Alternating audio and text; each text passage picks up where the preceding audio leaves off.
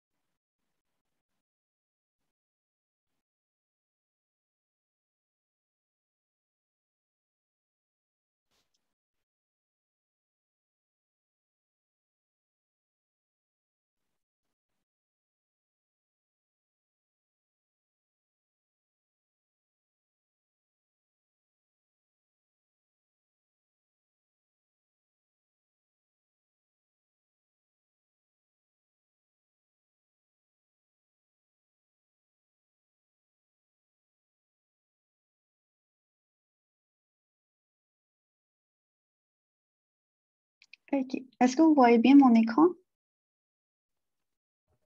Oui. Oui, OK. Parfait. Euh,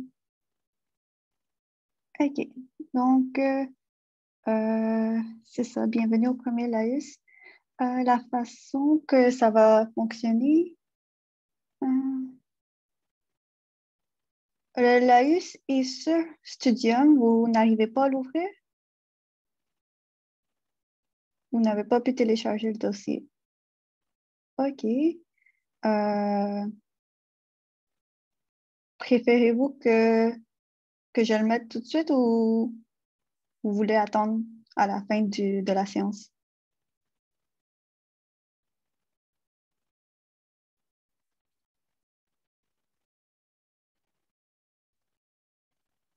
Il n'y a personne qui a pu ouvrir le fichier du laïus?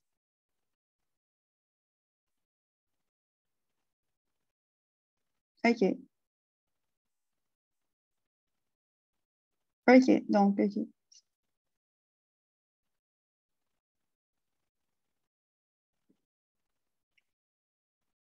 Mais avec PowerPoint, vous pouvez parler avec votre micro parce que ça devient difficile de suivre le chat quand on présente.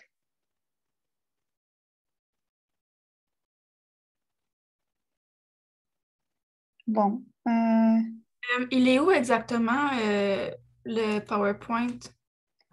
Mais dans le module 1 de la page Bio 2041, il y a un fichier nommé laïus séance numéro 1 que je viens de déposer. Est-ce que c'est censé être un PowerPoint? Parce que ça ne m'affiche pas un PowerPoint, moi. C'est comme un fichier qui s'ouvre pas, genre. Non, mais c'est ça, c'est un fichier. Mais dans ce fichier, il y a plusieurs documents, dont le PowerPoint. Non, c'est vide. Le fichier est vide. Il n'y a Le rien fichier dedans. est vide. Ben, il y a un Oui. élément dans le fichier, puis c'est ça qu'on n'arrive pas à ouvrir. OK. Et ceux qui ont pu l'ouvrir, vous voyez. Ouais, c'est un zip. Ouais, c'est compressé. Est-ce que vous l'avez téléchargé? Ben, moi, je l'ai téléchargé et je n'arrive pas à ouvrir. C'est parce qu'il ne faut pas cliquer sur le laïus, il faut cliquer sur l'icône en dessous, télécharger le dossier. OK. C'est un PowerPoint, il faut l'ouvrir avec PowerPoint, c'est ça? Oui, dans le fichier, il y a plusieurs fichiers, dont le PowerPoint. Ouais, mais j'ai toujours pas réussi. C'est un point zip. Il faut le décompresser. OK, juste un instant, je vais le remettre sur Studium et cette fois-ci, je vais juste mettre la présentation PowerPoint.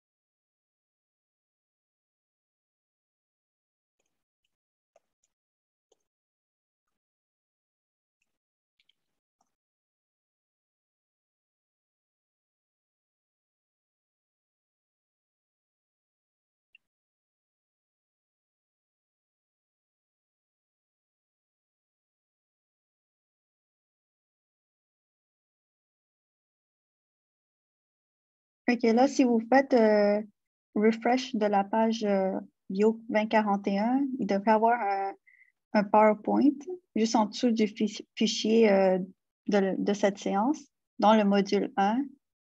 Et ça Voyez devrait là. être... OK, parfait. Ça devrait être accessible pour tous.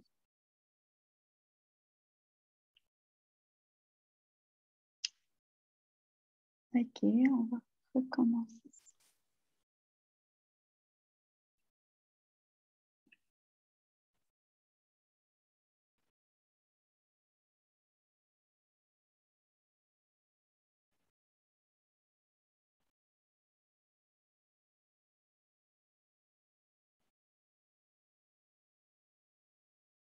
Bon, donc, on va commencer la séance. Donc, le plan, c'est de faire la présentation générale du cours et du déroulement des laïus, les consignes pour vos TP.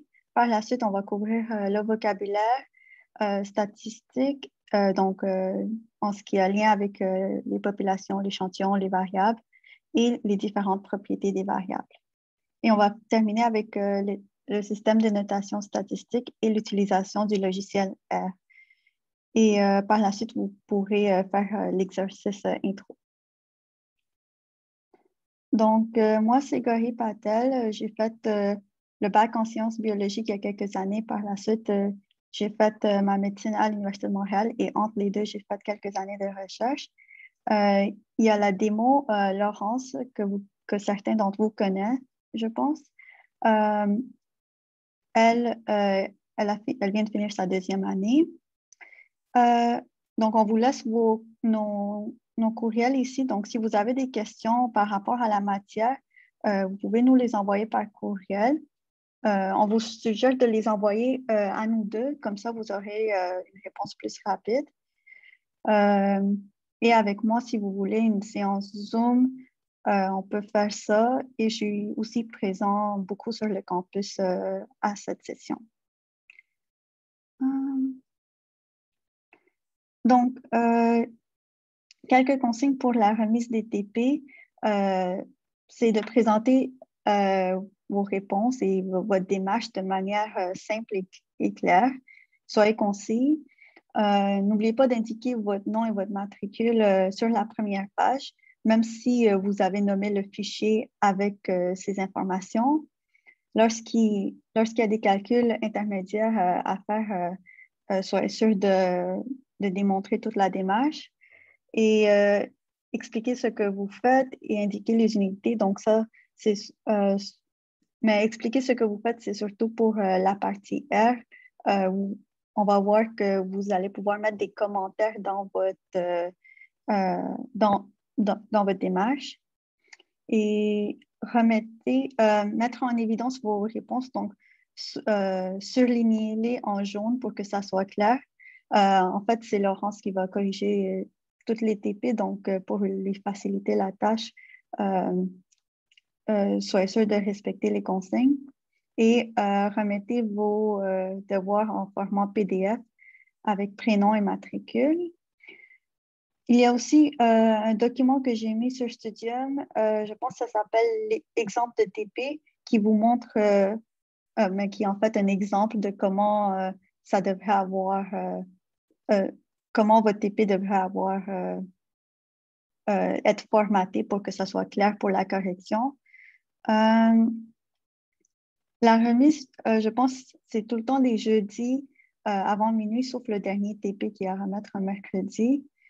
Et pour le premier TP, on va retirer 2 points par tranche de heure de retard et les autres, on ne les acceptera pas. Une chose avec la remise en virtuel, c'est que assurez-vous de remettre le bon fichier sur Studium. Par le passé, il est arrivé quelquefois qu'un étudiant a complété le TP, mais remet le brouillon. Donc, dans ce cas-là, vous serez pénalisé beaucoup parce que vous aurez remis un TP non complété. Oui, les TP sont individuels, mais vous pouvez vous entraider. C'est un peu ça le but des laïus également. Et dans le fond, moi, je vais essayer de mettre les laïus, mais l'enregistrement des laïus disponible pour vous, sauf s'il y a un pépé technique qui rend ça pas possible. Et la façon que les laïus se déroulent, c'est que moi, je vous présente la matière pratique pour environ 1 heure et le reste du temps est consacré pour travailler sur vos TP en petits groupes et Laurence et moi, on reste disponibles pour vous aider, pour répondre à vos questions durant ce temps-là. Donc, c'est sûr que vous pouvez suivre de manière asynchrone les laïus, mais vous manquerez la séance d'aide. Et vous allez voir qu'avec R, ce n'est pas toujours facile de faire du troubleshooting par email. Donc, si vous avez des questions, on vous suggère de rester pendant cette période qui est dédiée pour répondre à votre question. Donc, avez-vous des questions par rapport au fonctionnement?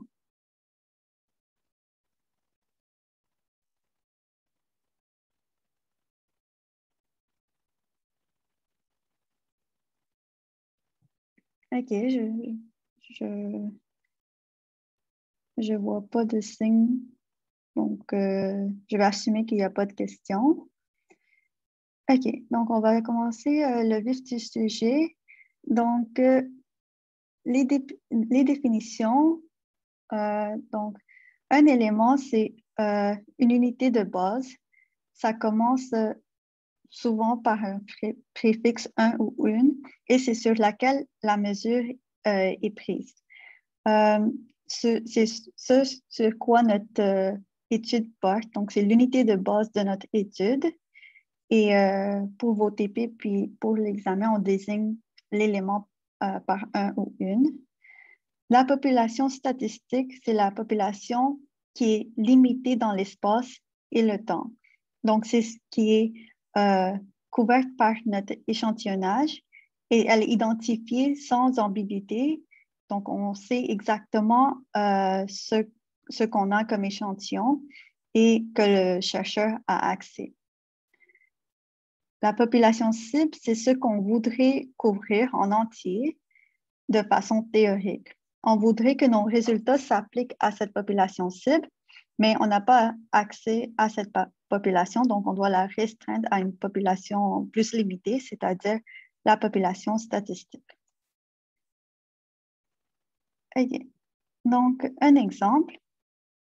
Donc, lors d'une enquête de santé publique destinée à connaître l'état de santé des habitants de l'île de Montréal, des chercheurs ont récolté des données médicales, donc groupe sanguin et température, et autres données personnelles, sexe et année de naissance, de 5068 personnes choisies au hasard parmi celles qui habitent l'île de Montréal et ont visité un médecin ou un hôpital de l'île de Montréal en 2013. Donc, quels sont l'élément, la population cible et la population statistique? Vous pouvez allumer vos micros.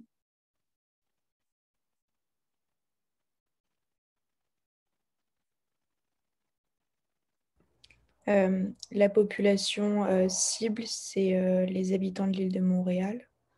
Oui, c'est ça. La population statistique, c'est les 5668 personnes qui ont été voir un médecin ou qui sont allées à l'hôpital. En fait, ce que vous venez de nommer, c'est ce qu'on appelle l'effectif, donc les 5068 personnes. On va voir ça un peu plus tard. Mais la population statistique, c'est en fait où on a pigé les 5068 personnes. Donc, il faut rester un petit peu plus général. Donc, du coup, c'est là où on les a prises, c'est les gens qui sont allés voir des médecins ou qui sont allés à l'hôpital? Ce serait juste ça? Oui, mais il faut... En 2013? Oui.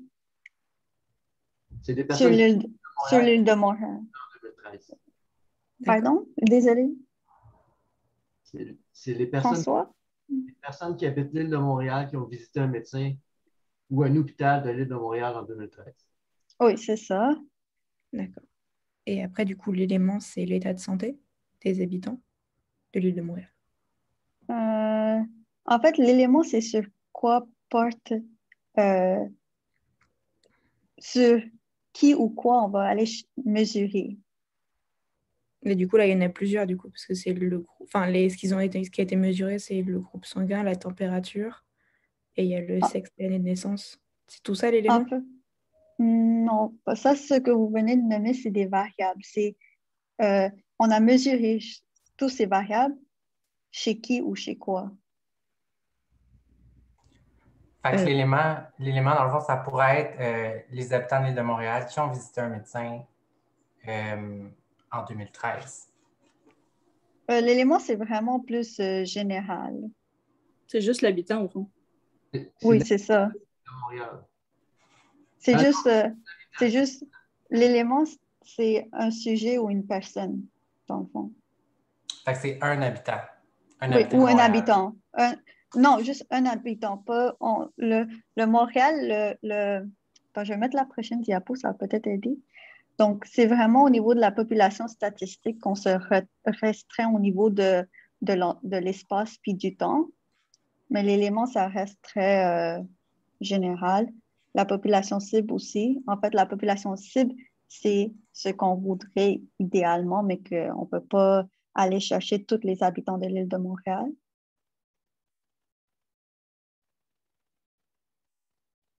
On va faire un autre exemple. Donc, lors d'une étude sur les ours noirs, le docteur Lebrun veut identifier la nourriture mangée à l'automne. Pour réaliser son expérience en octobre 2015, il a sélectionné aléatoirement 5 ours du refuge d'Aspen Valley et a noté leur choix alimentaire pendant tout le mois. Donc, même question ici, quels sont l'élément, la population cible et la population statistique? L'élément, ça serait un ours noir. Oui. La population cible, c'est les ours du refuge d'Aspen Valley.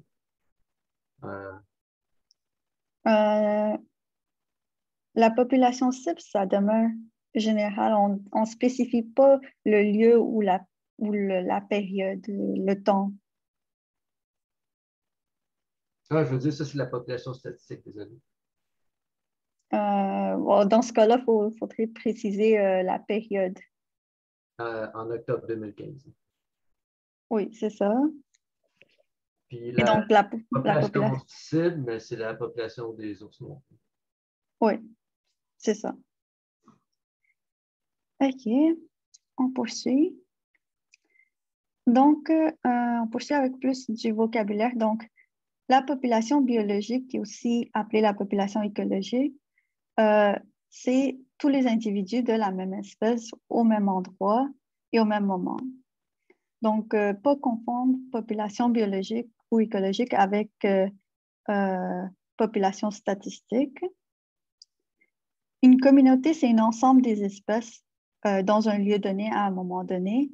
Donc, souvent, on va avoir tendance à penser que l'espèce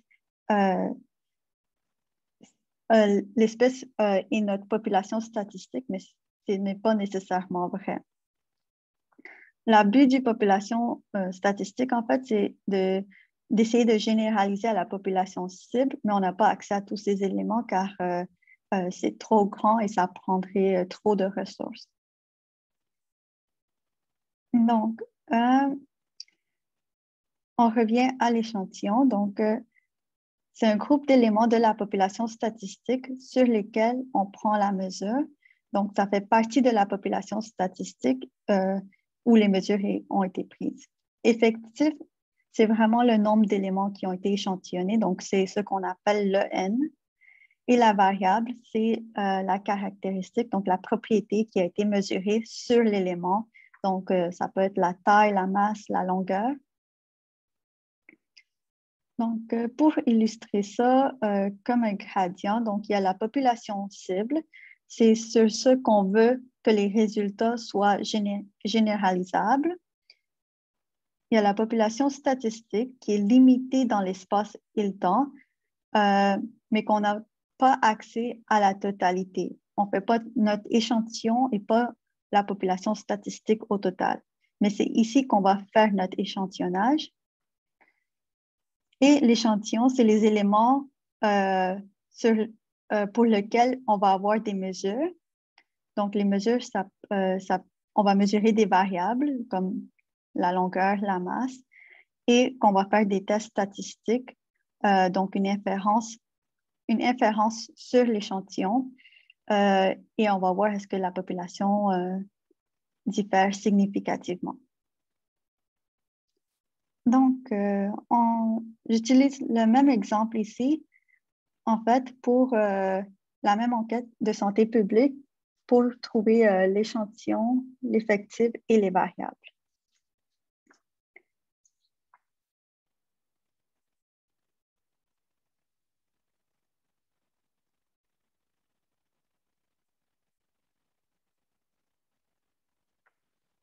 Donc, est-ce qu'il y a quelqu'un qui veut se lancer?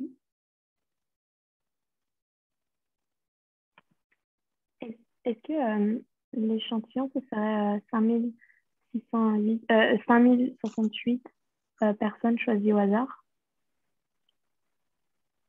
Oui, dans l'échantillon, on précise le temps et l'espace. Du coup, ce serait 5068 personnes habitant à l'île de Montréal en 2013? Oui.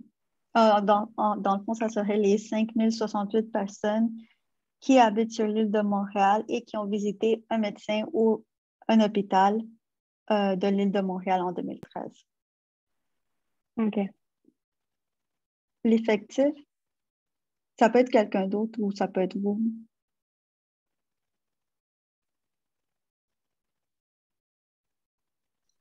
Ben, l'effectif, ce serait 5068 personnes. Oui, en fait, l'effectif, c'est vraiment juste le chiffre, donc c'est 5068. Puis les variables, ce serait les données médicales, fait que le groupe sanguin, température, sexe, année de naissance. Oui, donc, ouais, c'est ça, les variables, c'est les données médicales et les données personnelles. OK. Et le même exercice ici avec le deuxième exemple des ours noirs.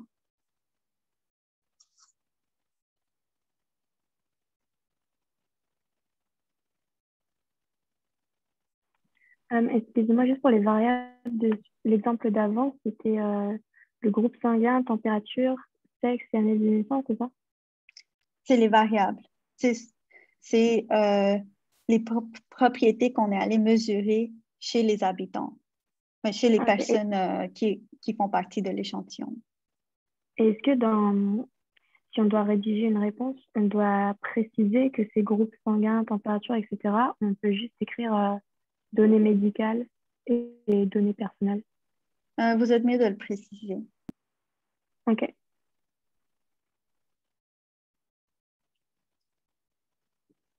Y a-t-il quelqu'un qui veut se lancer pour ce deuxième exemple? Oui, moi, je peux y aller. Donc, l'échantillon, c'est les ours du refuge d'Aspen Valley en octobre 2015. L'effectif, ce serait 5. Puis, Oui. variable, c'est la nourriture mangée à l'automne. Oui. J'aurais une question par rapport à ça. Est-ce que quand on dit l'échantillon, est-ce qu'il faut donner le chiffre également? Oui, on donne le chiffre, mais on précise où et quand, dans le fond. Puis aussi, c'est quoi la nature comme ici, il s'agit des ours, dans l'exemple précédent, il s'agissait des personnes, tandis que l'effectif, ça demeure vraiment juste un chiffre. OK. Donc, l'inférence statistique. Donc, le but de faire des tests statistiques, c'est qu'on aimerait que nos résultats soient généralisés de l'échantillon à la population statistique. Donc, les données qui sont obtenues sont ce qu'on observe dans l'échantillon et s'appliquent aux populations statistiques. Ici, c'est le statisticien qui prend le risque. Donc, ça dépend de si on a bien fait l'analyse et l'échantillonnage. Cependant, le chercheur aimerait généraliser à la population cible. Donc, Mais la population cible, ce n'est pas équivalent à la population statistique. Donc ici, c'est le biologiste qui prend le risque. OK.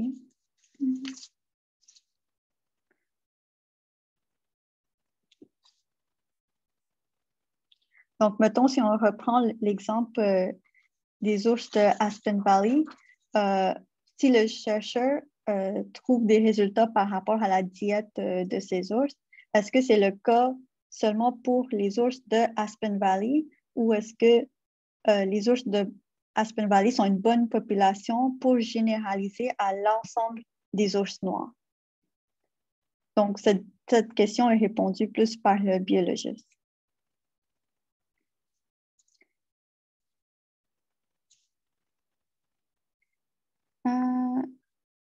Là, on va voir comment les différentes variables peuvent être classées en différents groupes dépendamment de leurs propriétés.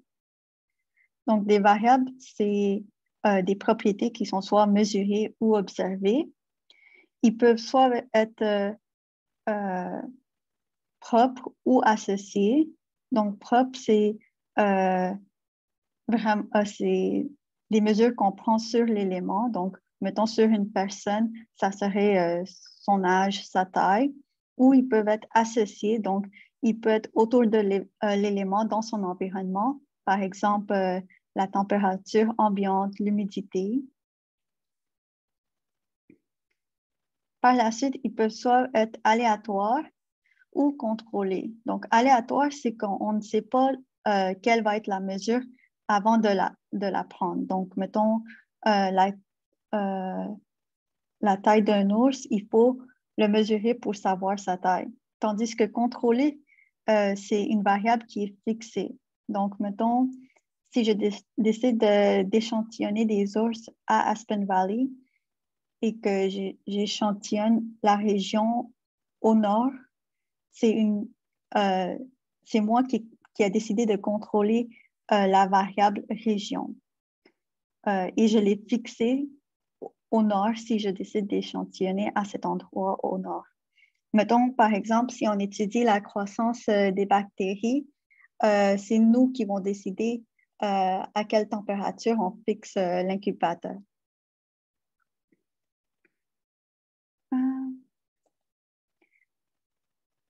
OK. Des variables peuvent aussi être dépendantes ou indépendantes. Donc, dépendante, c'est aussi synonyme de la variable réponse. Donc, c'est une variable qui est influencée par des autres variables. Donc, on cherche à comprendre comment elle réagit face à l'autre. Tandis que indépendante, qui est aussi appelée variable explicative, c'est comment est-ce que cette variable influence les autres. Donc, on peut même avoir une directionnalité dans notre étude, donc c'est-à-dire comment la variable indépendante influence la variable dépendante. Donc là, ça va dépendre de notre hypothèse de travail.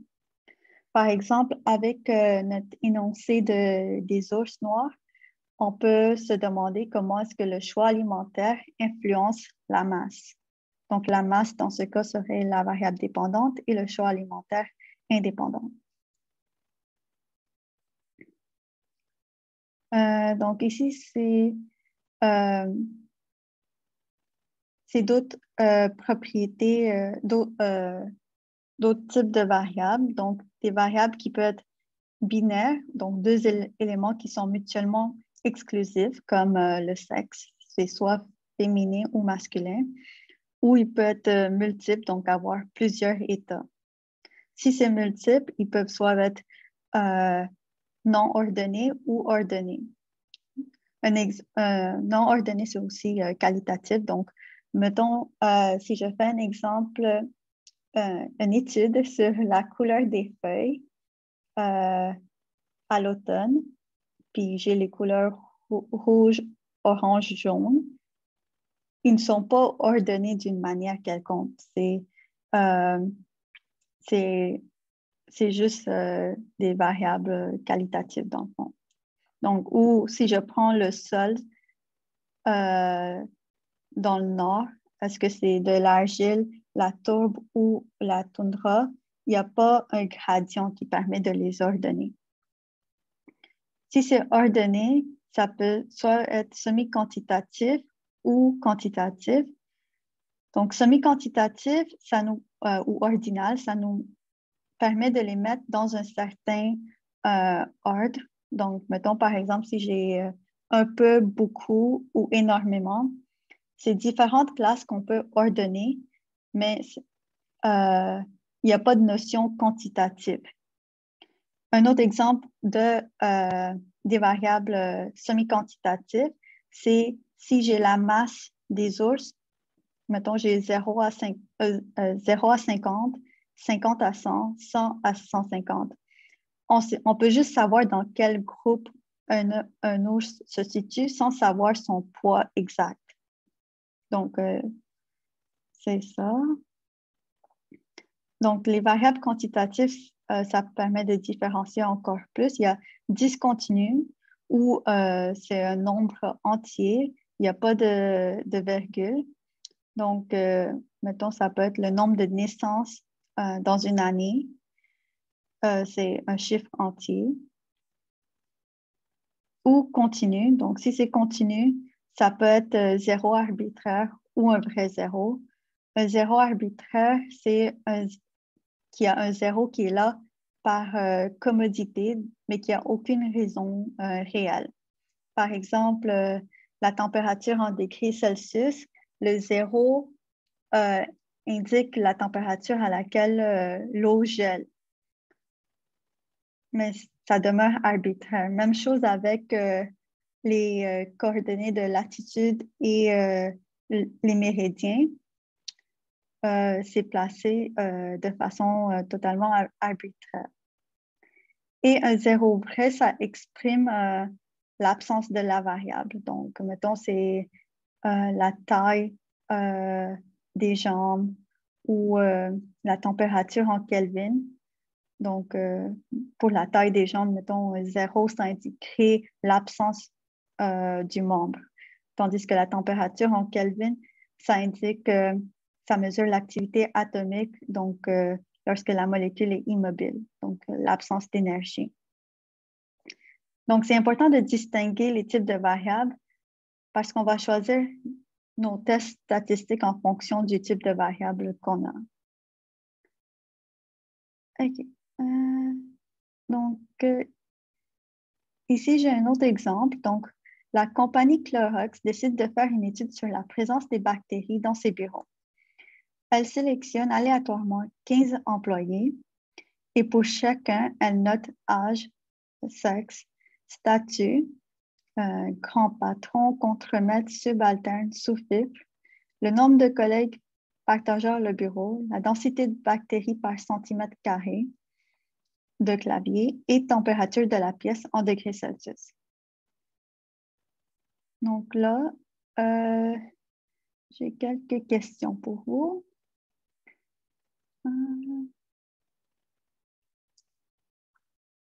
OK. J'ai lancé le sondage. Je ne sais pas, est-ce que vous le voyez? Dans le fond, vous devez choisir tout ce qui s'applique. Et vous pouvez mettre plus qu'une réponse.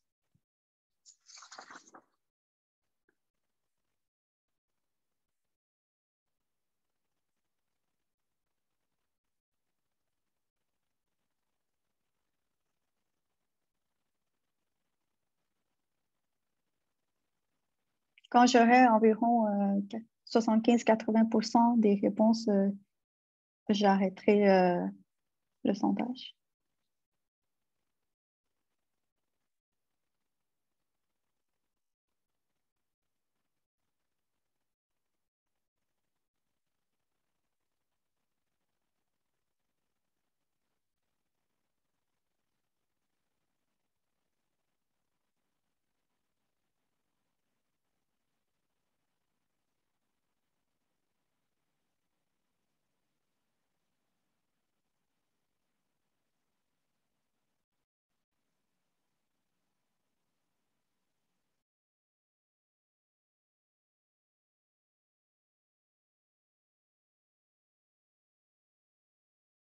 OK, 10 dernières secondes.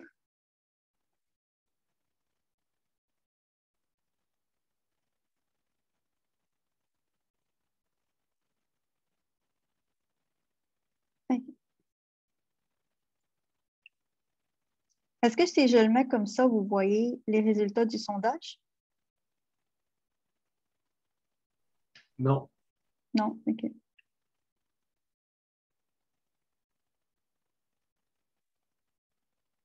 Comme ça? Oui. OK. Donc, la variable âge, il s'agit d'une variable propre, quantitative et continue avec vrai zéro parce que, dans le fond, ça commence dès la naissance. Donc, donc le zéro indique l'absence d'une personne, dans le fond. Si vous avez des questions, n'hésitez pas à m'interrompre.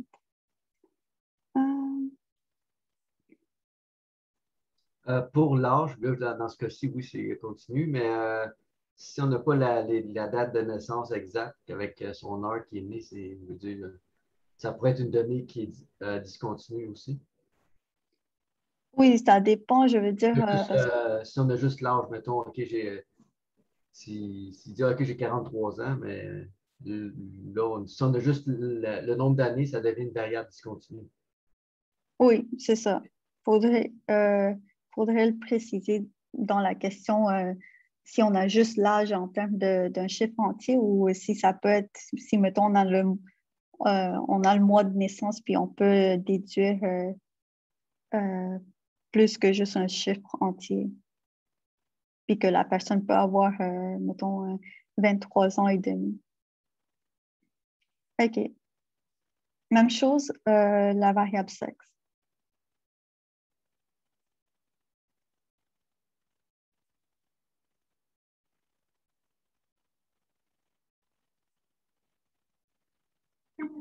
Ça veut dire quoi déjà, propre? Propre, c'est que c'est mesuré sur l'élément, tandis que associé, c'est dans l'environnement de l'élément. Ok, merci.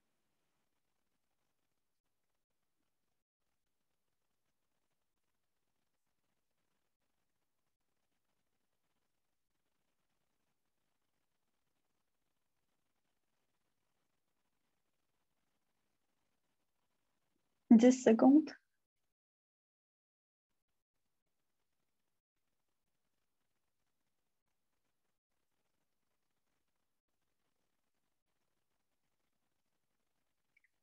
OK. Vous l'avez bien eu. Donc, oui, il s'agit d'une variable propre qui est qualitative, étant donné que c'est soit masculin ou féminin.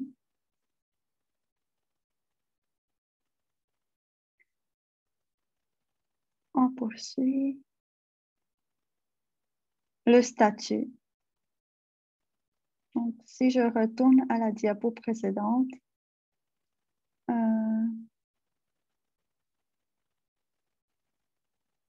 ouais, c'est bon.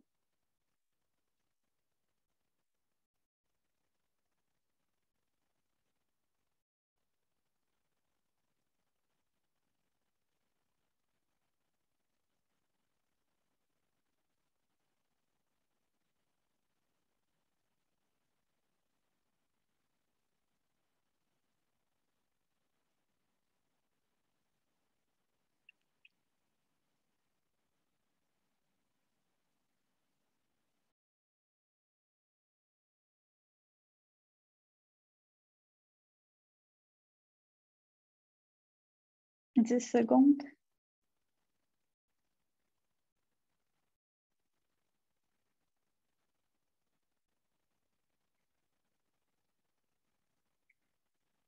OK. Donc, pour ce qui est du statut, ça peut soit être propre ou associé.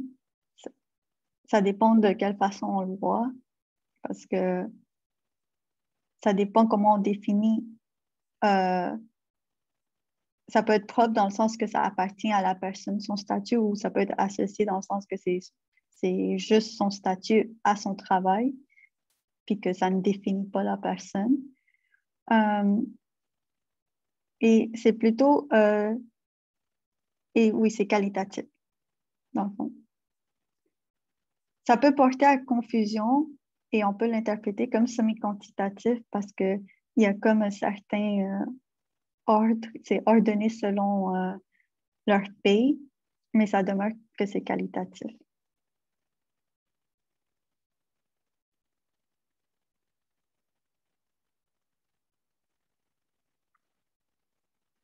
Nombre de collègues.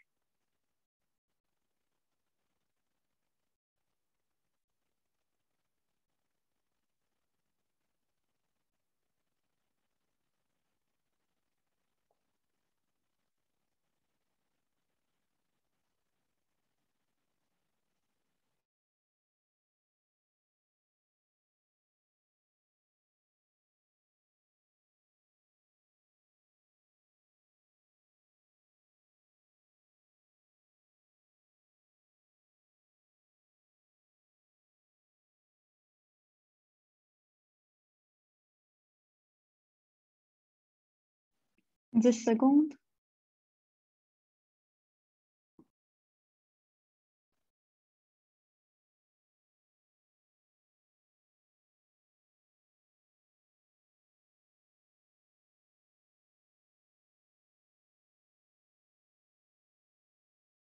OK. Le nombre de collègues, c'est associé, c'est quantitatif et c'est discontinu.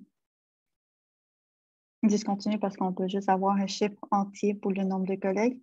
Et lorsque c'est discontinu, on ne choisit pas si c'est avec 0 arbitraire ou 0 vrai.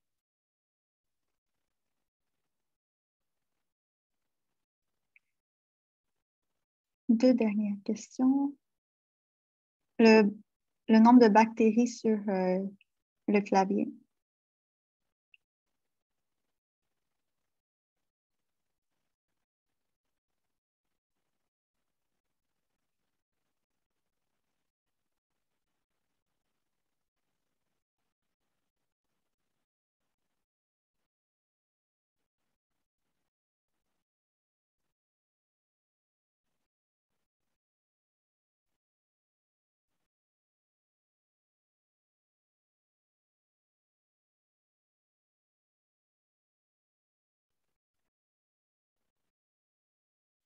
Okay. 10 dernières secondes.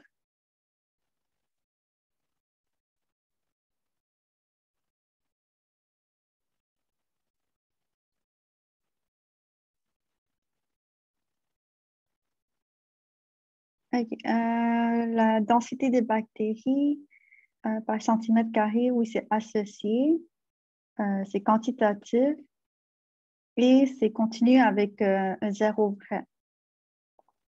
Étant donné que c'est une densité, on pourrait avoir des virgules dans le chiffre. Ça pourrait ne pas être un chiffre entier, puis c'est zéro vrai parce que zéro indique vraiment l'absence des bactéries. Mais même si ça serait le nombre de bactéries, d'après moi, ça serait discontinu parce qu'on n'est pas capable d'évaluer exactement combien il y a de bactéries. Ça va être un nombre à virgule fois 10 exposant à quelque chose. Oui, habituellement, c'est ça le cas, oui. Et dernière question.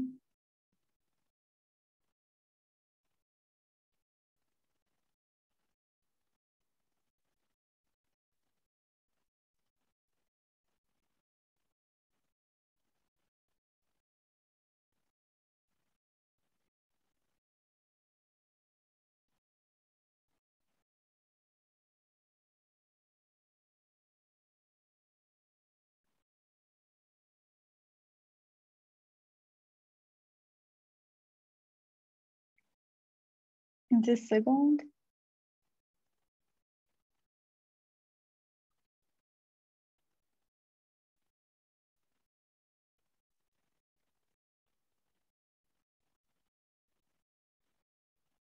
Donc, la température, c'est associé, quantitatif et continue avec zéro arbitraire. Je pense que la plupart l'ont eu.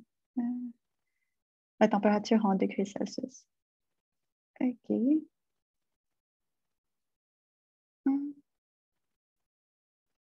Oui, quels sont, en fait, quel est l'élément, la population cible et la population statistique de cette étude?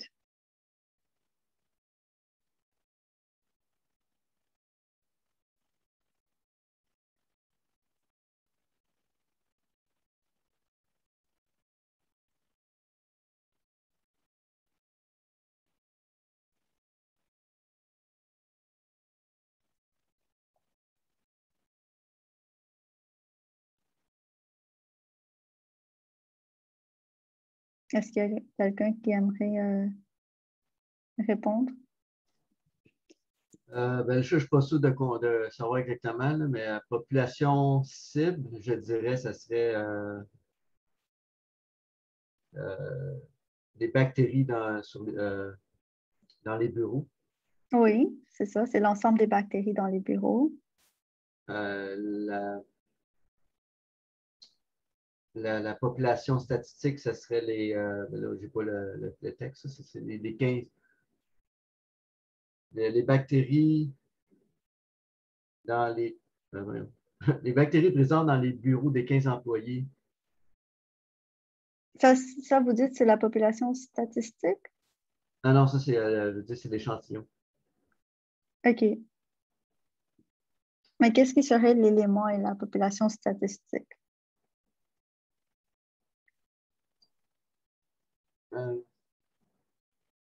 L'élément, ce serait la densité de bactéries par centimètre carré. Ce serait Non. Le nombre de bactéries. Non. Non. Pas... Je ne sais pas. Non, c'est correct. Est-ce qu'il y a quelqu'un d'autre qui veut s'essayer? L'élément, ça serait les bactéries, puis la population statistique, ce serait les bactéries dans les bureaux de la compagnie Clorox. En fait, il y a quelqu'un dans le chat qui a mis un employé. Oui, l'élément serait un employé. La population cible, comme François l'a dit, c'est l'ensemble des bactéries dans les bureaux. Et la population statistique serait l'ensemble des employés de la compagnie Clorox.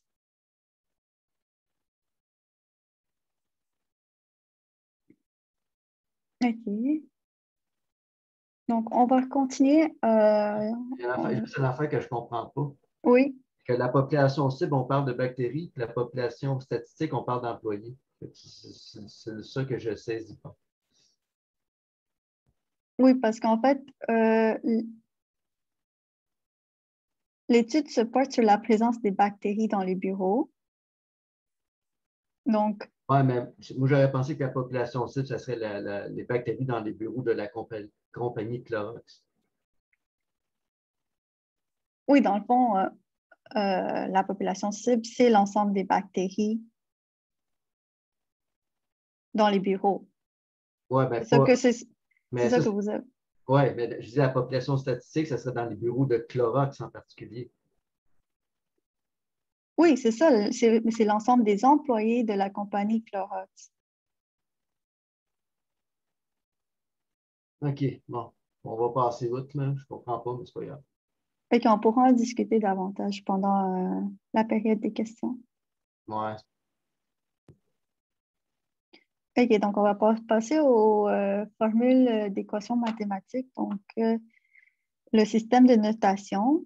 Donc, habituellement, on l'illustre avec 3 variables x, y et z, mais la plupart des cas, on a plus que 3 variables. Par exemple, comme dans l'exemple précédent, on avait plusieurs variables et c'est souvent le cas dans les études. Donc, on désigne souvent les variables x1, x2, x3 jusqu'à xp. P indique le nombre de variables. Donc, si P est égal à 15, ça veut dire qu'on a 15 variables dans notre étude. Et la notation qui est utilisée pour désigner la sommation de toutes les valeurs liées aux variables, c'est la suivante. Donc, c'est le sigma, la lettre grecque que vous voyez ici, qui veut dire somme, de i égale 1 jusqu'à n de toutes les xi. Donc, ça va être plus concret quand je vous montre le tableau suivant. Donc, ici, on a plusieurs variables, x1, x2, x3, jusqu'à xp. Les lignes, ça peut être, par exemple, des ours, si notre étude se porte sur des ours. Donc, chaque ligne, donc ligne 1, ligne 2, c'est jusqu'à ligne n. Donc, le n ici, c'est le même n que l'effectif de votre échantillon. Donc, il y a une ligne pour chaque élément. Et les cellules individuelles représente une observation.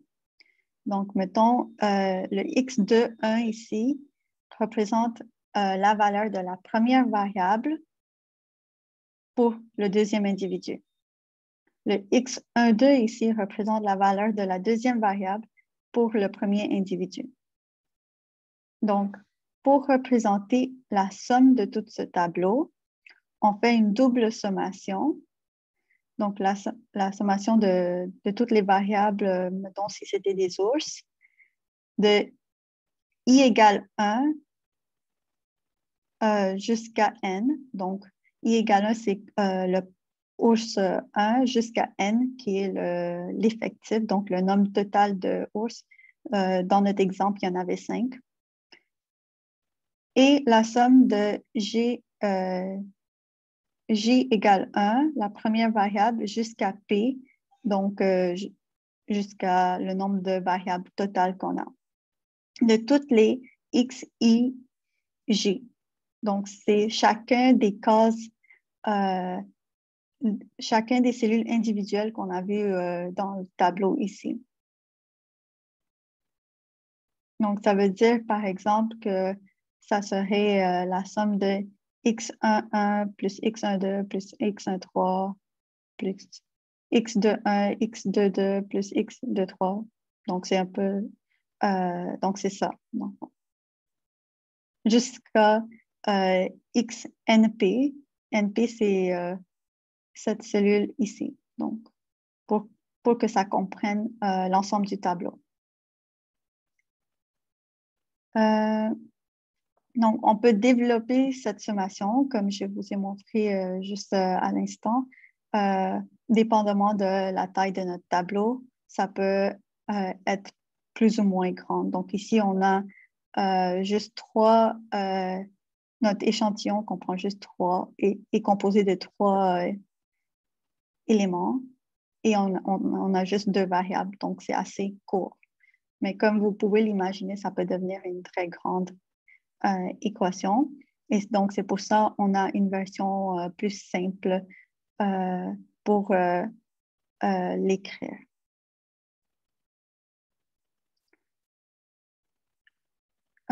On peut aussi jouer avec les sommations si on a une constante.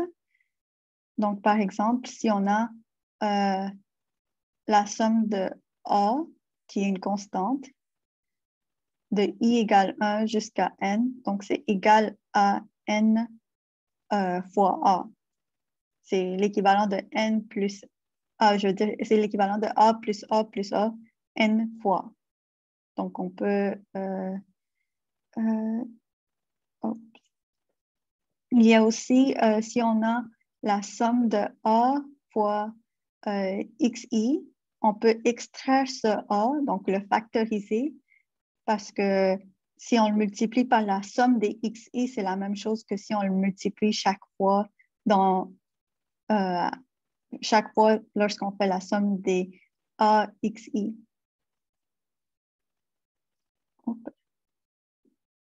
Ici, on a une somme d'une somme, donc c'est l'équivalent à x1 plus a entre parenthèses plus x2 plus a entre parenthèses plus x3 plus a entre parenthèses jusqu'à n. Donc, si on enlève les parenthèses, on multiplie a, notre constante, par n, et on peut juste additionner cette multiplication à la somme de notre xi. OK. Est-ce que vous voulez une pause? Attends, j'ai un sondage pour ça. Ou est-ce qu'on continue?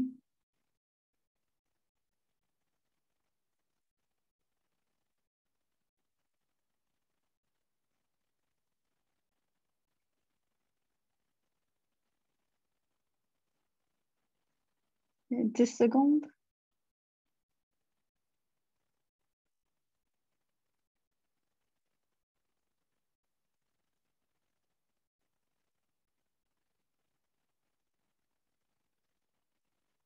OK, la majorité ont voté une pause, donc on peut prendre une pause de 10 minutes et revenir à 14h10.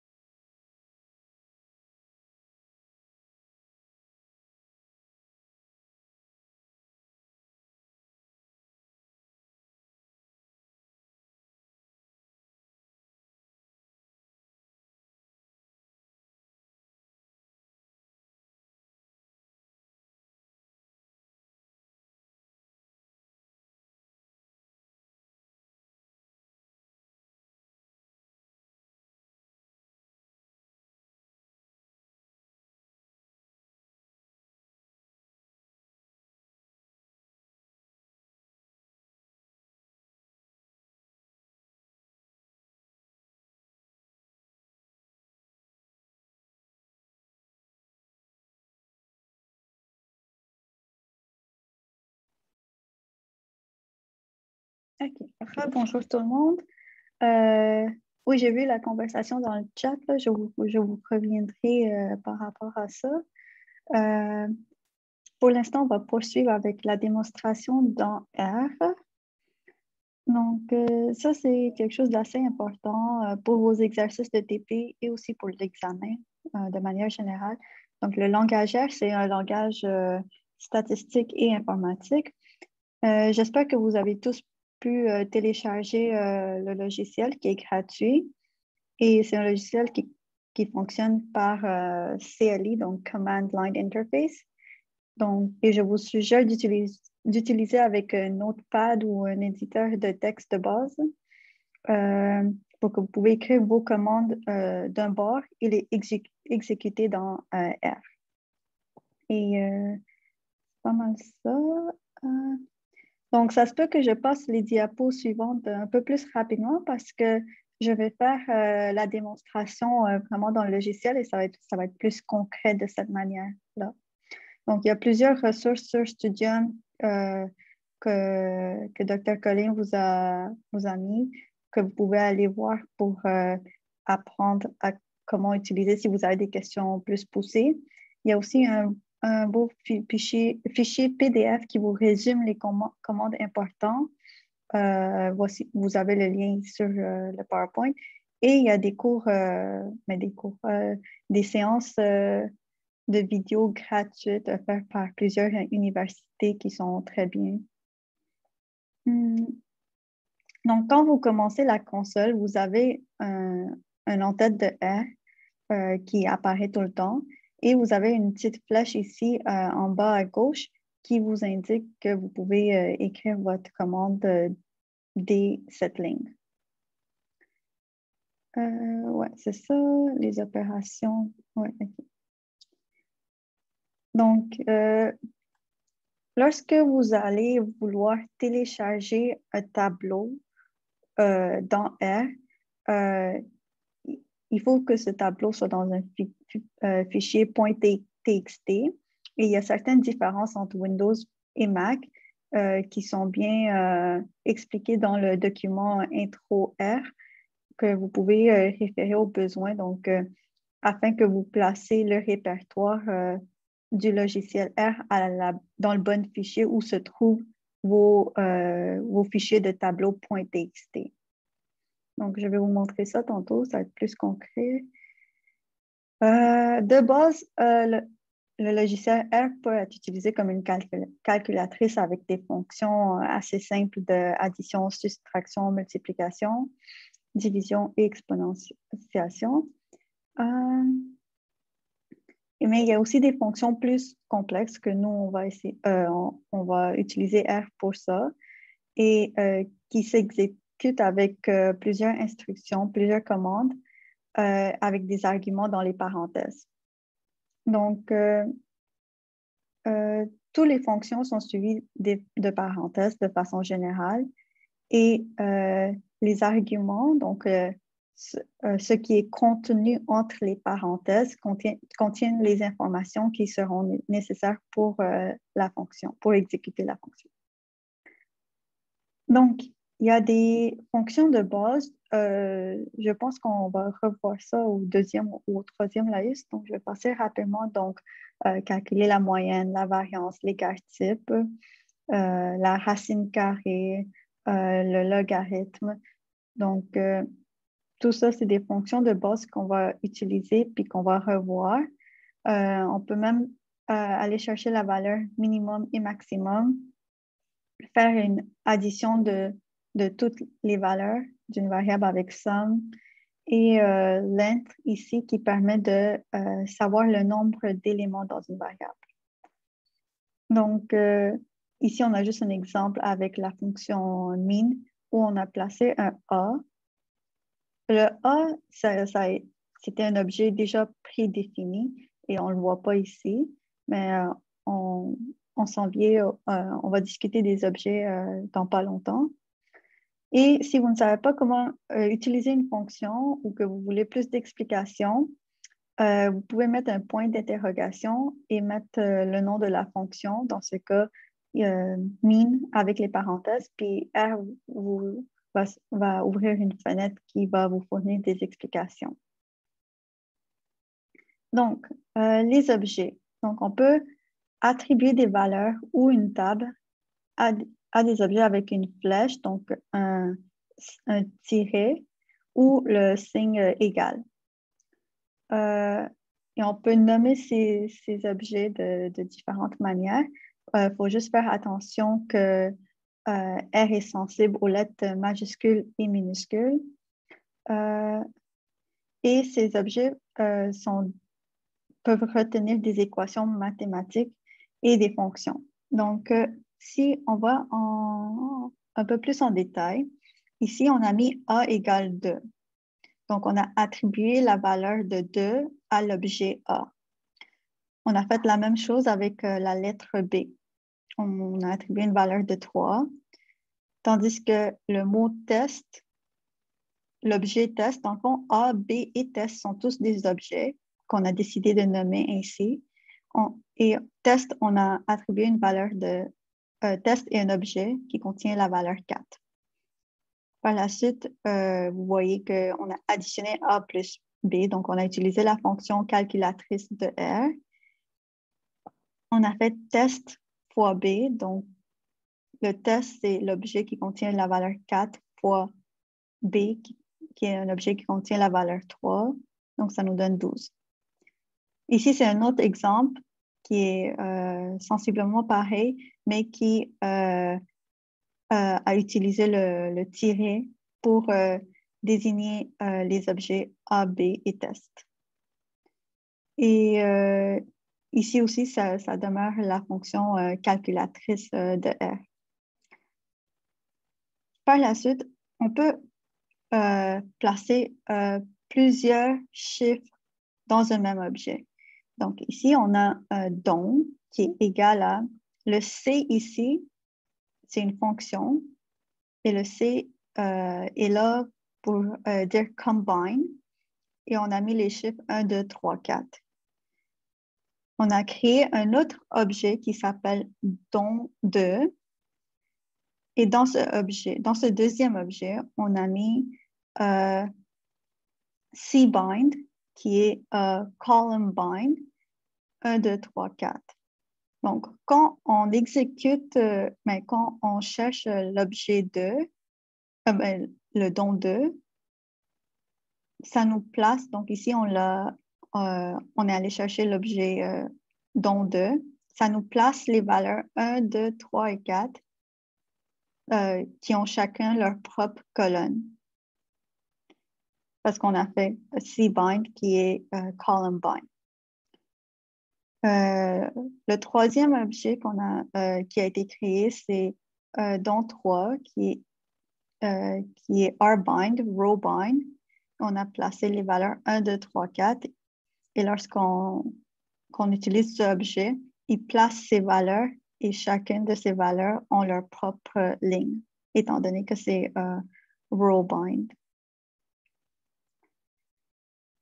Donc, c'est ça. R permet de créer des objets où on peut conserver des résultats et les réutiliser plus tard.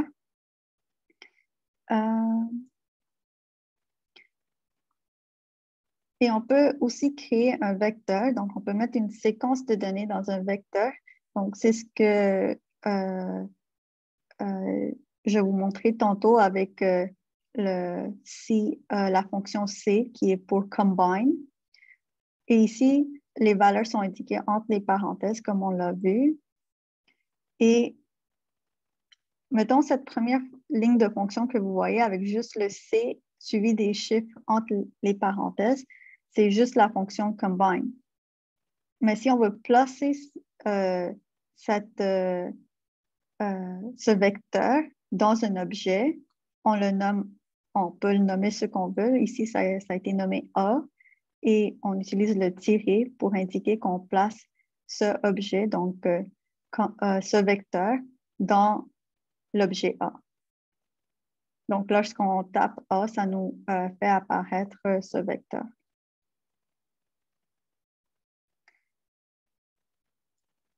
On peut aussi mettre les valeurs dans une matrice en utilisant la commande matrix. Donc, pour faire ça, il faut préciser des arguments entre les parenthèses. Donc, par exemple, si on veut une matrice de 3 par 3, il faut des valeurs avec un vecteur qui a 9, dans le fond, il faut 9 valeurs. Donc, ici, on a créé un objet qui s'appelle B avec un vecteur qui a 9 valeurs en utilisant la commande combine. Par la suite, avec la commande matrix, le premier argument, c'est où aller chercher notre vecteur. Donc, où aller chercher nos valeurs, qui est le vecteur, qui est l'objet B ici. N-row, c'est le nombre de lignes. Et N-col, c'est le nombre de colonnes. Donc, ici, c'est 3 et 3, vu qu'on veut une matrice 3 par 3. Et donc, ça nous crée cette matrice. Oui, Ayman? Ou Jérôme? Oui, vous m'entendez? Oui. Oui, enfin, j'avais une question. Dans l'exemple, on voit que on a les chiffres 1, 2, 3, 4, 5, 6, etc. qui sont... on a 1, 2 et 3 dans la même colonne, puis après 4, 5 et 6 dans la même colonne, etc. Oui. Si on voulait mettre, par exemple, 1, 2 et 3 dans la même ligne, comment on aurait fait? Oui, là, il faudrait soit les mettre dans un ordre différent dans le vecteur, donc dans l'objet B, ou je crois qu'il y a une façon de le spécifier avec des arguments plus complexes, mais je ne les connais pas on top of my head. Je ne pourrais pas vous dire maintenant, mais je pense que la commande matrix contient des arguments plus complexes si on veut que ça place les objets plus mais de façon horizontale, parce qu'en ce moment, ça fait, par défaut, ça le fait verticalement. OK, merci. Il y a la commande by row pour faire ça, en fait. La commande? By row. Oh, by row, OK. Merci.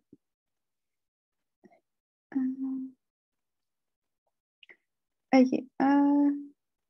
Par la suite, on peut manipuler les données. Donc, on peut extraire des données en utilisant un système de coordonnées. Par exemple, avec notre matrice 3 par 3, que ici on a nommé test, si on veut extraire la valeur 7, donc on va spécifier, on va mettre des parenthèses carrées et on va spécifier la première ligne, virgule 3, troisième colonne. Donc, ça va nous extraire cette valeur. Si on veut toute une ligne, on fait juste marquer test et entre parenthèses 1 pour la première rangée et virgule suivi de rien. Et on ferme la parenthèse carrée et ça nous sort la première rangée. Et pour les colonnes, c'est l'opposé, c'est-à-dire qu'on ne met rien en premier parce que le premier chiffre indique le nombre de rangées. Et on met une virgule, on met 3, donc ça nous sort cette troisième colonne. Donc, vous allez devoir importer des données, donc des fichiers .txt dans le logiciel R. Et pour faire ça, il faut diriger R vers le dossier où se retrouvent ces fichiers. Donc, vous pouvez faire ça avec la fonction getWD et indiquer le répertoire de travail ou si les fichiers ne sont pas accessibles de cette manière, vous pouvez utiliser setWD. Mais sinon, vous pouvez le faire sans code, que moi, je trouve un peu plus facile. Donc, il y a deux façons différentes de le faire, comme j'ai précisé tantôt. Donc, ça diffère un peu entre PC et Mac. Et c'est détaillé dans le fichier PDF de intro de R. Donc, c'est assez facile avec store file ou divers, changer directoire ou changer répertoire. Donc, vous voulez placer votre répertoire là où se situent vos fichiers .txt. Après que vous avez fait ça, vous voulez importer les données qui sont soit des tableaux ou des colonnes ou des lignes. Et en utilisant la fonction read.table, entre guillemets, le nom de votre fichier .txt, virgule, puis par la suite, d'autres arguments. Donc, les deux arguments principaux qu'on va utiliser, c'est header égale true. Ça veut dire qu'on veut que R interprète la première ligne, la première rangée, comme des titres de colonnes dans le fichier. Donc, si votre tableau contient des titres de colonnes, donc c'est-à-dire la première rangée, c'est des titres et non pas des données, vous devez mettre header égale true. Et row names égale 1, c'est pour les titres de ligne. Donc, que pour la première colonne soit interprétée comme des titres correspondant à chaque ligne et non pas des données. Donc, on va faire un exemple. Donc, ici, j'ai un fichier qui s'appelle SingVito. Et donc, selon vous, quelle serait la fonction pour importer ce fichier? Vous pouvez soit le dire verbalement ou l'écrire dans le chat.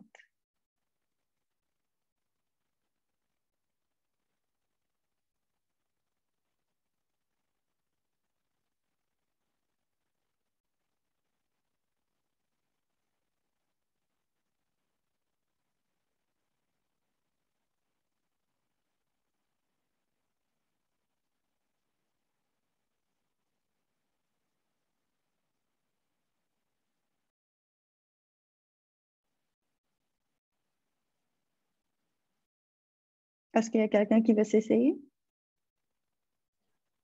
Ça serait read.table, ouvre la parenthèse, les guillemets. Oui, c'est bien, les guillemets. Guillemets, ouais, ça. SingVito.txt, ferme les guillemets, virgule, header égale true, ferme la parenthèse. Oui, c'est exactement ça. Puis, pourquoi vous n'avez pas choisi de mettre row names égale 1? C'est peut-être un bout que j'ai raté dans le slide d'avant. Non, mais en fait, vous avez raison. Là. La première colonne ici n'identifie pas, c'est pas écrit patient 1, patient 2, patient 3. Comme ça n'identifie pas chaque ligne. Ici, on a directement des valeurs de pression. Par la suite, on a le sexe, l'âge, le sexe, l'âge, le poids en kilogrammes, le pouls et la taille. Donc, c'est comme vous avez dit, c'est read.table, entre guillemets, SingVito.txt, virgule header égale true parce qu'on a des titres pour chaque colonne. Mais on ne met pas row names égale 1 parce que la première colonne ne définit pas chaque ligne. Dans le fond, ici, ce qu'on a comme... Si on avait mis les 3, 4, 5, 6, il aurait pu mettre Oui, dans le fond, ce qu'on a comme première colonne, c'est des valeurs de pression. Ça fait partie de nos données. Si on aurait patient 1, patient 2, patient 3, patient 4, comme la première colonne, là, on aurait mis row names égale 1.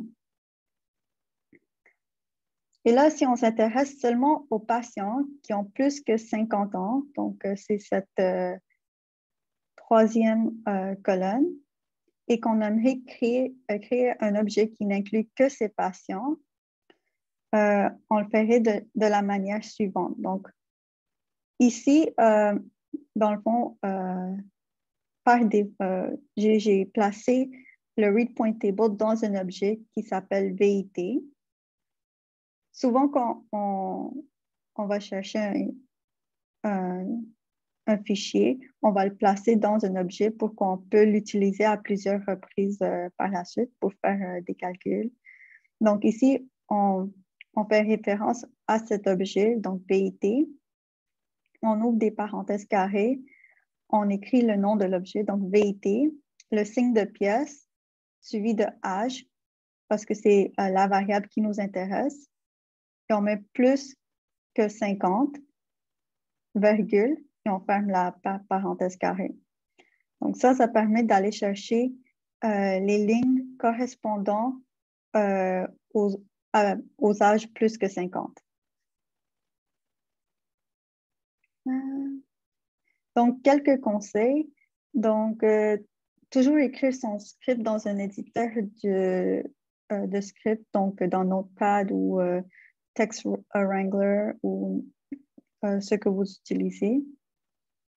Pas mettre d'accent, d'espace ou de symboles dans les noms des objets. Donc, vous pouvez les nommer ce que vous voulez, mais évitez des accents, des espaces ou des symboles, ou même ne commencez pas les noms des objets par des chiffres.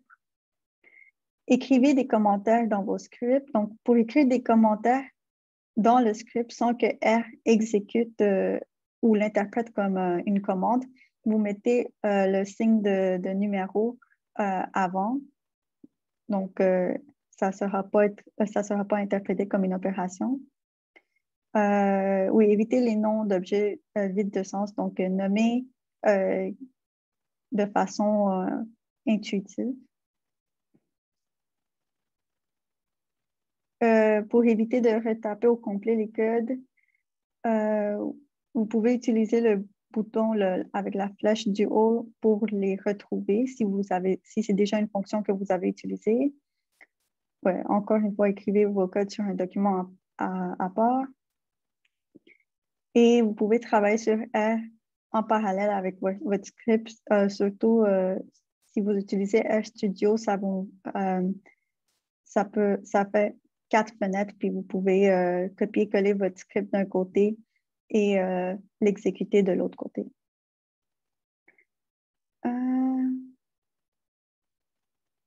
Word est déconseillé pour le script parce que Word a tendance à faire beaucoup de formatting. Donc, c'est préférable d'utiliser un éditeur de texte de base. Donc là, le live est presque terminé. Ce que vous aurez à faire par la suite, il y a un exercice, je suis capable. Si vous n'avez pas accès, il était présent dans le fichier initial que j'ai mis sur Studium, mais si vous n'avez pas accès, je vais le téléverser de nouveau. Et pour le TP1, vous pouvez faire les questions 1, 2 et 3A et B seulement, qui est à remettre pour le 13 mai.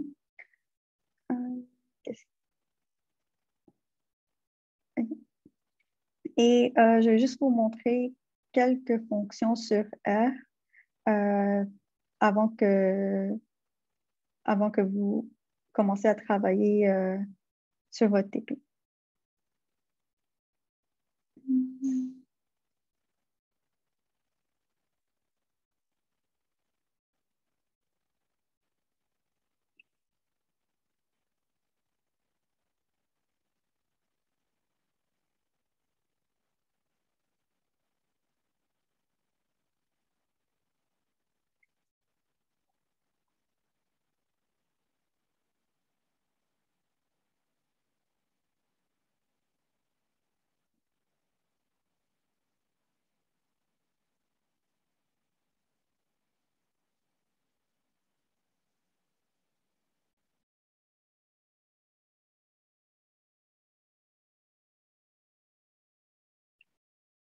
OK.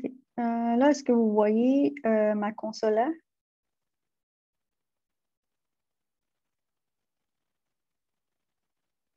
Oui. OK, parfait. Non. Donc, juste pour illustrer les notions de base. Donc, comme je vous disais, ça peut servir d'une calculatrice. Donc, 12 exposant 4. Donc, ça, c'est assez de base. Je ne pense pas que on ne va pas utiliser R pour ça. Ce que je disais par rapport aux commentaires, c'est vraiment mettre le signe de numéro, puis vous pouvez écrire ce que vous êtes en train de faire pour que quand vous étudiez pour l'examen, vous savez pourquoi vous avez utilisé une commande plutôt que l'autre. Parce que au fur et à mesure que la session avance, vous en allez connaître plusieurs commandes. Donc, vous pouvez écrire, mais déjà juste écrire votre nom et votre matricule.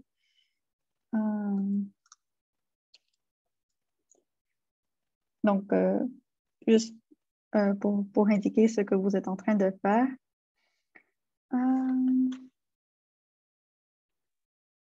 Sinon, de façon plus simple, ce que j'ai montré tantôt, de placer des valeurs dans un objet. Donc, mettons pomme égale 5. Donc là, si j'appelle l'objet pomme, ça me sort la valeur 5. Par contre, si R est sensible aux majuscules et minuscules, donc ça veut, le pomme avec un P majuscule, ça ne veut rien dire. Et là, on peut on peut utiliser cet objet et utiliser d'autres fonctions, comme pomme plus 4, ça donne 9. Juste un instant. Ouais, donc, comme je disais, commencez pas le nom de l'objet par un chiffre, pas de symbole ou pas d'espace.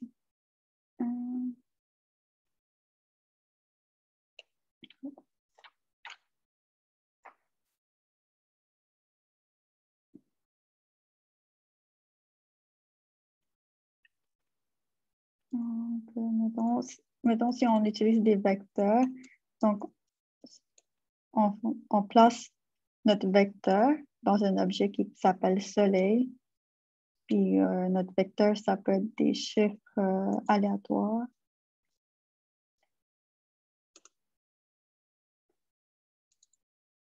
Excusez-moi, on va faire la même chose que vous faites?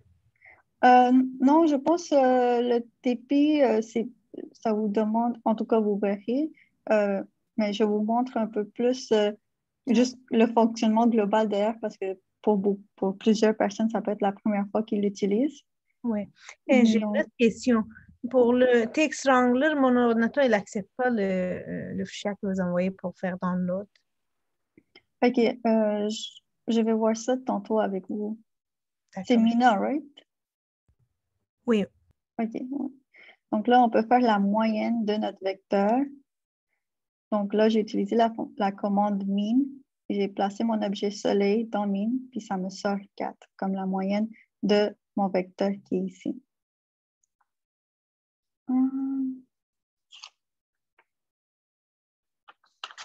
Par la suite, on va arriver au read point table. Je pense que c'est ça qui vous sera utile. Donc, est-ce que vous voyez mes fichiers? Oui. Vous voyez mon écran au complet, right? Oui. Donc, voici le tableau signes vitaux. Donc, c'est celui qu'on regardait tantôt. Il est dans le fichier laïus2. Donc, là, quand je vais dans divers, changer de répertoire de travail. Donc là, je vais chercher le fichier où ce laïus est placé.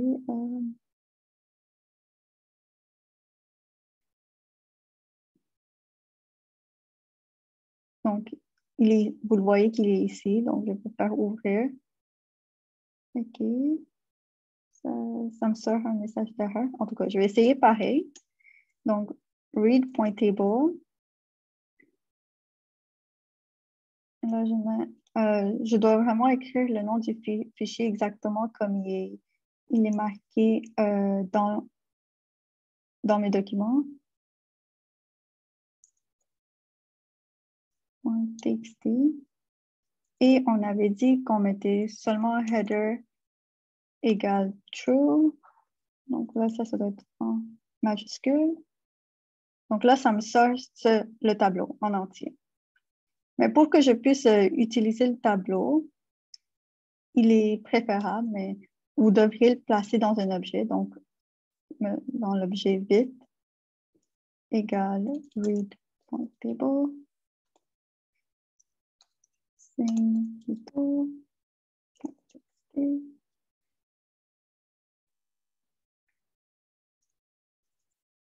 Header égale true. Donc là, mon tableau est placé dans cet objet. Et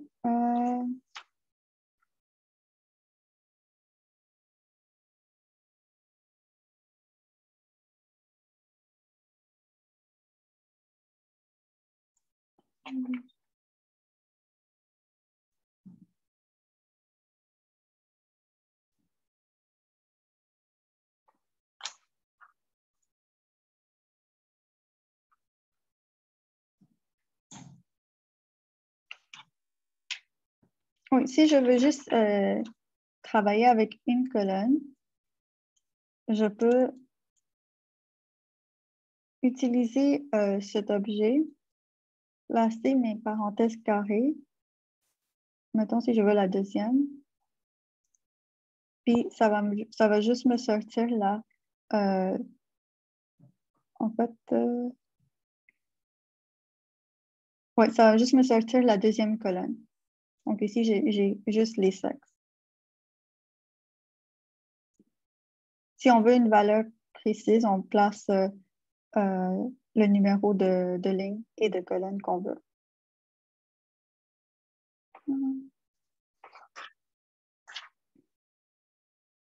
Et si vous voulez savoir comment utiliser une fonction, vous mettez un point d'interrogation au début, puis elle va vous sortir une fenêtre pour vous dire, ici, comme vous voyez, il y a vraiment beaucoup d'arguments qu'on peut mettre, donc ça peut devenir assez complexe.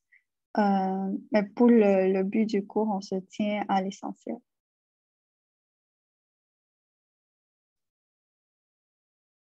Oui, là, vous allez faire les exercices. Je voulais simplement vous montrer, juste faire une initiation au logiciel R avant que vous lanciez là-dedans. Mais si vous n'avez pas d'autres questions, je pense que moi, j'ai terminé pour ma partie. Puis ça va être le moment de travailler sur les exercices et votre TP. Et moi et Laurence pourront répondre à vos questions. Est-ce que ça vous va?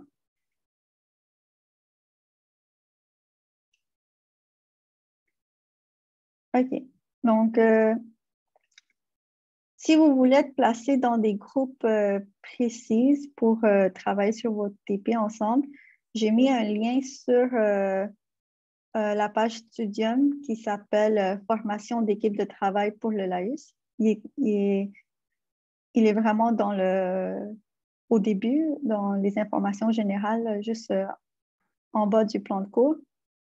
Et je pourrais vous mettre dans des équipes précises. Sinon, je vais laisser le hasard faire les équipes de 5 ou 6.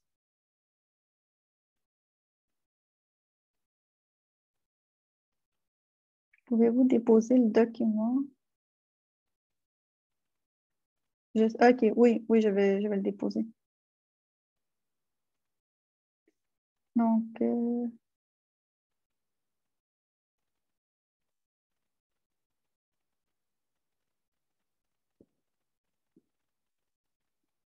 pour l'instant, vu qu'il n'y a pas beaucoup de monde qui ont rempli le document des formations d'équipe, je vais juste le faire de façon aléatoire, puis à la prochaine séance, on pourra faire des équipes avec les gens que vous voulez être en équipe avec.